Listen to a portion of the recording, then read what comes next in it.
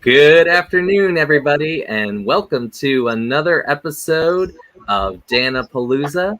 My guest at this time, you may recognize him from George Romero's Dawn of the Dead, the helicopter zombie, Jim Krut. Happy day, happy Friday, happy October 1, Dan, and all the thousands of people out there watching right now. Can you tell me what is the best part about being the helicopter zombie in Dawn of the Dead? I think the surprise of being the helicopter zombie, both in terms of people recognizing me without any makeup on. In some odd situations, I step into a restaurant. People, are you Jim Crow the helicopter? Yeah. My food's getting cold. I'm sorry, but things like that. But really, the way Dawn of the Dead took off and became a cult classic worldwide. Yep. A lot of people in the U.S. just, we tend to be a little insular and think, well, it's a big hit in the U.S. Well, of course it is, but also the UK and Germany and Japan and Italy. It's just a huge worldwide phenomenon. And when you think about it, 1978 was first released in Europe, 1979 in the US. And people that I meet at conventions and things, a lot of those folks were not even born. Some of them are half that old. And some of them are like a fourth of that old. And I'm saying, how old are you, young man? I'm 10 years old. Oh, yeah, okay, cool. And I look at the parents and how old were you when you first saw Dawn? You've seen this movie? Oh, yeah, several times. I watch it with my mom and dad. And I tell, you've got good parents. They're putting you on that right track. That's exactly right. And they're keeping an eye on you and making sure you're watching the good stuff. What was the best part with working with George Romero? Actually, just meeting him in person. I'd heard about him, and sometimes people are a little lost, but extremely talented, had a lot of vision, and the kind of person, you'd sit down and have a cigar with or a beer with if you were up to any of those things. And he could tell you stories, but he's also a good listener. And he accepted input from people. You have to remember that in a lot of films today, and Dawn of the Dead was pretty much of an independent production. A lot of Hollywood movies today, of course, are you don't talk on a set, you don't talk to the famous actors, or we'll throw you out. You're gone. Accept suggestions from somebody who is not, on our whatever. So it was a different kind of movie making as well.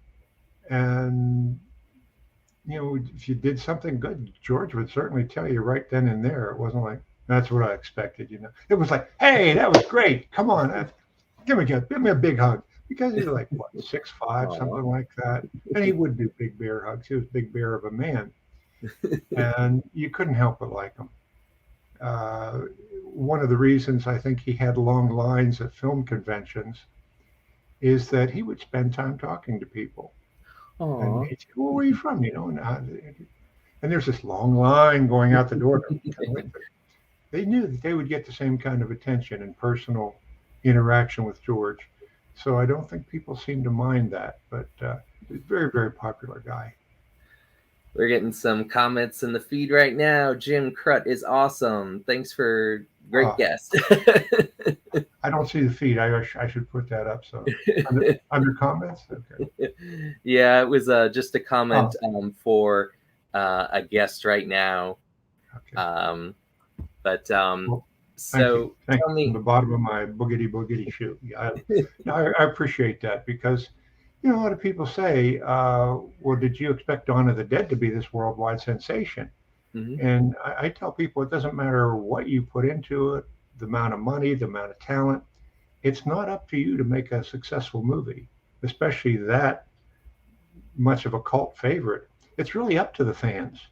And if the fans like it, bingo. If the fans don't like it, it doesn't matter what you put into it.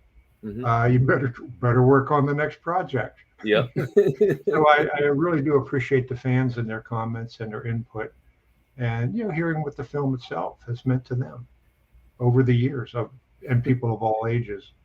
It's great. So, how long did it take you to, do the makeup and the special effect for that scene? Well, we started a couple weeks beforehand because Tom had to do a complete head cast on me, which is like covering the whole face in alginate, which is a kind of rubbery material that conforms to all of your facial features. But it's rather soft when you take it off, so you have Mm-hmm. to reinforce that with plaster. So he did a complete head cast, which meant that entire time I had to breathe through a straw. Right. If you're claustrophobic and you're depending on the person, you better really trust the person you're working Right. with to be doing that. So I'd say that maybe took on the neighborhood of 2 hours, not counting Tom's other time. But then a couple of days later, Tom gave me a call and said, "Jim, we had a problem. The plaster itself cracked, and so we have to do the Oh. whole thing again." So we went through the process again, and from that, Tom made a mold of my head, and on his leisure time moments, was able to build up the prosthetics and the channels for the blood tubes, and uh, put the hair parts together just the right way. So that was my pre on set experience with it. Getting onto set, I was on set for 2 days and had a change of outfits just in case we had to do a reshoot, Right. knowing that there'd be a little splattering of blood perhaps. And that I would say maybe took an hour, maybe a little more, just because of some of the intricacies of running the blood tubes up. Some people Right. had the squibs where they'd get shot and the blood would squirt out the Yeah. back. Fly off. They'd be kind of quickly, I wouldn't say quickly wired, but very professionally wired. And then bing. But, I had to walk with the connections. And then once I was on the boxes, they connected the blood tubes. For those who are not familiar with it, I'm the helicopter zombie as a character in at the airport in Dawn of the Dead, small rural airport. I crawl out from under an airplane wing, and attracted to the noise of this helicopter whirling, refueling nearby. Mm-hmm. The motor was still going, and Roger's there at the gas pump, sort of trying to put gas in the helicopter. I understand that was not really the gas port that he had the hose in, but that's another matter for more technical people who really know what they're talking about. It's just a rumor that I heard. So then I meandered my way across the field, and between me and my meal, which is Roger, there happened to be a bunch of boxes, and you as a zombie, you focus on the meal, you just Yep. make a beeline, a slow beeline, as it were. Climbing up onto the boxes then makes you a little more susceptible to higher objects like whirling helicopter blades. And that's where I met my demise, much to the delight of many fans. And I have to be, again, I'm so thankful for the fans who appreciated it. But it was really, I think, Tom Savini's forethought and work. I understand Tom had been asked by George before he started the movie, "Hey, Tom, how many ways can you think of to kill people?" Tom said, "Oh, yeah, maybe 100. There we go. Great, let's get started." So to do those kinds of effects, it does take some time and planning, and you have to really be into it. I mean, you just have to be into the scene as well. Uh, we never needed the second outfit. Everything was done on that one take, and I could see Big Teddy Bear George. That was great. That was great. Next, I mean, when you're shooting film, you have to just keep moving. You can worry about Right. the editing in the editing suite. You don't say, "Oh, let's do 10 versions of that." No, no, not George. If you liked it, that was good. I'm glad he liked it. That's awesome. So, what advice do you give to people who are wanting to be actors and want to take a pursue in film? Yeah, I get that question sometimes, and often from younger people. How do I get to be a zombie in a horror movie? Or how do I get to be an actor? And a lot of people think, well, I want to be I want to be the next Arnold Schwarzenegger. I want to do this or I want to do that. My advice is really kind of assess what you can do. I did an audition call once, and they had you list all of your skills, and you think, well, but I'm an actor. None of that should matter. Mm-hmm. No, it does really, really matter because let's say the scene calls for a construction worker. Maybe you're doing background. They don't want to have to try to teach somebody how to be a construction worker, how to run a piece of equipment, Mm-hmm. or how to jump out of a plane or something. If you have those experiences, that means you can bring those into play. Right. And suddenly the scene looks more authentic and you know what you're doing and you're comfortable. And if somebody's doing something wrong, you could advise them. And so that's an important part of it. Know what your own assets are. The other is look around you. It's not necessarily Hollywood coming to your doorstep saying, Mm-hmm.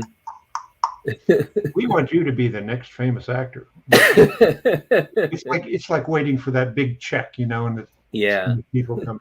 It doesn't really happen that way. Oftentimes you'll get noticed or recognized from doing smaller productions, and sometimes it's not even as an actor. So look around and see, gee, is there community theater that you could become involved in? Maybe you could do an audition. Again, list your skills. Do you know a little bit about electricity? Can you work with lights? Do you know a soundboard? Gee, can you do some makeup? Ooh, can you do even a little bit of this or that? Because we have nobody who can do some of that. Well, yeah, I could do that. Suddenly you're the go-to person. Right. And next production, let's get that go-to person we had in the last production. So I would say just build on it slowly, but get the experience and see what it's like. Not just trying to be famous. If you're doing it for that, I think you're kind of missing a calling. Your calling, your passion is to maybe bring the play or the script to life, and to work with these other people is just a fabulous bonus. If you have people you love to work with, you may have never met them before you started, the cameras rolling or the yell action, whatever, but you also develop a bond, and from that bond grows a network. And somebody says, hey, Jim, I saw you in this other production and we'd maybe like to have you try out for this other thing. And so I've gotten, several roles like that. I've been, Dan, I've done maybe 25 films. Some of them you may never have heard of, and some of them could be like Dawn of the Dead. That's great. Yeah. Great.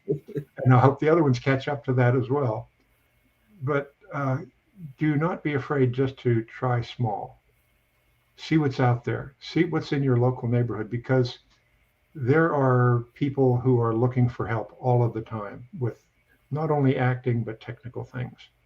And beyond that, let's say you live in a smaller area. How far are you close to, let's say, a major city, say Pittsburgh, where they are doing a lot of filming? Do you need an agent? Do you need to link up with a casting agency? How do you show up for an audition when you're one of 500 people in a room, and then they say, okay, next, and your 500 group of people goes out, and another 500 people come in because it's a big production? Mm-hmm. And how do you get noticed in the middle of all that? Mm-hmm. Sometimes, and the other little bit of advice I would offer is don't take anything personally. Right. There's an old Zen thing about criticism is the same as applause. It's just a form of feedback.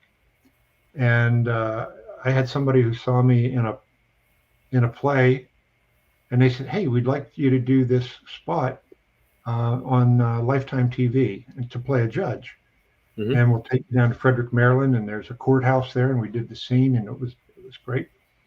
And from that, somebody said, hey, we're working on this, the men who founded, the men who made America. It was like one of those earlier series. And they said, we heard some good things about your performance, and we'd like to ask you a few more questions because we might like to cast you. And everything was going along swimmingly. Mm-hmm. And how tall are you? And I said, 6'4". Oh. Well, thank you very much, and we'll get back to you if we need. So sometimes you think, Okay, maybe all their costumes were made for people 5'8", which was 5'9" was the height at the time. You can't be offended by that or take any of it personally. And if you do, you're just going to beat yourself up and you won't go forward. So you just say, well, that was a learning experience, and just keep on moving. I tell anybody, just kind of be like a sponge and soak it all up. Yeah, yeah. Everything you do, Dan, everything you do is a learning experience. Sometimes they're bad, sometimes they're pretty good. But sometime or another, you're going to bring it into play. If you're working in theater, if you're working in film, I did a lot of work in theater, and it was a lot of joy for me because there's that instant personal reaction with the audience. And I don't want to take up too much time with it, but the difference between that and film is that when you're working in a play, you have to know everything from beginning to end. There are no second takes. There's no, okay, that was a nice scene. Let's all take lunch and we'll do it again 5 more times. You don't do that. You have to know it inside and out. And sometimes you're going to mess up or somebody else is going to mess up. But hopefully you can pick up the pieces, just keep on going, and people might have no idea at all. And that has happened on occasion. And you look back on it as, that was an experience, a learning experience. I don't want to repeat, but it made you think. Yeah, I tell people improv is also good because that was the building blocks of my learning experience. It really is. It's one of those things that can be a tool in that, okay, here's a situation and you're a clown and the small door in the car won't open or whatever. Okay, figure that out. But where do you apply that? That means, gee, the next time you're in a situation on stage or in a film and things aren't going quite the way they should, you don't say, I don't know what to do. Nope, whatever you do, think you keep it rolling, and you just try to integrate it into whatever else you're kind of doing. I know that we had just a quick insight. We were doing a Host of Sparrows, and I play a hitman in it. And I'm walking up the stairs behind this guy named Leonard. I've just walked into this little bed and breakfast place, and my lines kind of ended early at the beginning of the stairs rather than some continuity going up the stairs. So I ad-libbed a little bit, and I said, okay, so your name's Leonard, hey? Oh, that's good, do you mind if I call you Lenny? Lenny's good, Hey, I got a friend in Pittsburgh named Leonard. Did you know that? Have you been to Pittsburgh? You just build. You just try to keep it in character until you disappear off scene. But it was a fun bit. And I had somebody say, hey, I heard you say that. Did you mean Leonard Lees, the machete zombie from Dawn of the Dead? And I said, maybe. To be continued. Can you talk about your wonderful website where fans and everyone can pick up your wonderful zombie merchandise? I am having sort of a closeout because I've got my zombie T-shirts, my helicopter zombie sweatshirts and hoodies and tanks, and I've just decided to reduce some prices because I'm kind of clearing out some merchandise right now, so I've reduced prices. And my website is HeliZombie, HeliZombie.com, as in Hella Zombie. And on there I've got photos from Dawn of the Dead, my scenes, some DVDs and Blu-rays from some of the other films I've been in, as well as wearables and a few unique things like action figures that are custom made, helicopter zombie dolls that are made for a friend in the UK, and little can I say Legos? Is that a brand name? Yep. that have been made for me, little helicopter zombie figures, let's say, and some of them on boxes. So it's an array of fun stuff, and there's also some background information on the making of Dawn of the Dead, of my role, Tom Savini's insights in an article he did in Gore Zone magazine just a couple years ago. Because 35 years after this film and my scene, people were still asking, how was that done? I just found that amazing. So Tom did this nice article in Gore Zone magazine, and I got permission from them to put it up on my website. So it's hellozombie.com. It doesn't cost you a dime to get onto it. If you have internet access, just go and look. You don't have to buy anything. Look around, have some fun. There are also a couple video clips. There may be a link or two to other interviews that I've done. Just have a little fun with it. That's what it should all be about. Is there a certain horror movie that scares even the helicopter zombie? Right now, the scariest thing sometimes is how quickly or badly some are made, or how non-original some of them are made. And I think the thing with new types of horror movies, people have formulas in mind. So it's really easy to sell a franchise. Halloween, guy with a mask chops people up. Let's make 5 more of those. How about 10? And then we're really rolling down, man. We got the mask that doesn't cost as much more. So originality is both. I'd say it's called kind of a two-edged machete or two-edged sword, in that people say they want originality, but it takes a little figuring out sometimes, whether it's the way the film is cut together or the dialogue, the subject matter. There's some, like, how can I say, cabin in the woods films that I've been asked about, and they said, hey, we could take the top of your head off with that. And I said, no, really, seriously? No. I'm sorry, that's been done, and I'd rather do something else that I haven't done. Right. So one of the last films I'd done was called Remnants, and it's a sort of a supernatural thriller. Ooh. And I play a businessman who hires people who have a vision, who can see these remnants of ghosts and things, and he hires them out to, clear out people's houses and such. And it was just kind of a fun, very different sort of role, and I like that. Just as I liked in A Host of Sparrows playing a hitman. Exactly. You don't know he's a hitman to start with, and I'm not going to tell you how it ends. But it was just an absolute delight to work for the cast, the crew, and the director. Just I would say taught me so much, and that's Kevin Boone. He's made a couple other films. I had a bit role in an earlier one that he did. I played a minister, and I went to that audition, and he said, "And out in the audience, I'm on the stage. What are you reading for?" And I said, "Well, this character here." And he says, "Well, how about you, also read for the minister?" And I said, "Okay."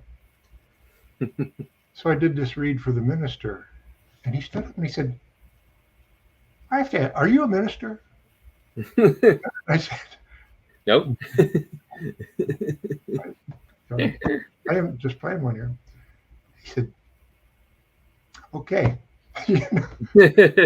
So sometimes auditions are very positive feedback. And I mean, I've played Sister, what's her name? Sister Mary Ignatius Explains It All for You. That's a play.